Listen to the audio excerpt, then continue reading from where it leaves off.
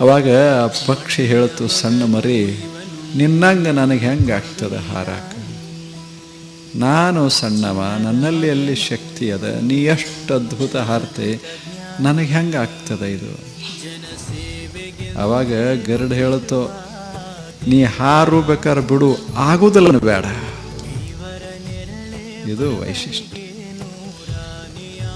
ನಿನ್ನ ತಾಯಿ ಹಾರ್ತದಂದ್ರೆ ನಿನಗೂ ಹಾರಕ್ಕೆ ಬರ್ತದಂತ ಇದನ್ನು ತಲೆ ಹಾಕೋ ಮೊದಲ. ನಾನು ಹಾರ್ತೇನಲ್ಲ, ನಾನು ಹಾರ್ತೇನೆ, ನನ್ನ ಮಗು ನೀನು.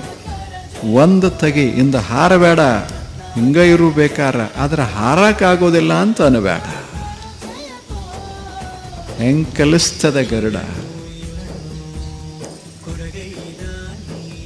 ಸುಮ್ಮನೆ ನೋಡ್ಕೋತಿರೋ, ನಿನಗೆ ಅನಿಸ್ತದ ಒಂದು ದಿವಸ ನಾನು ಏರ್ಬೇಕು ಮ್ಯಾಗ ಅಂತ ಅನಿಸ್ತದೆ.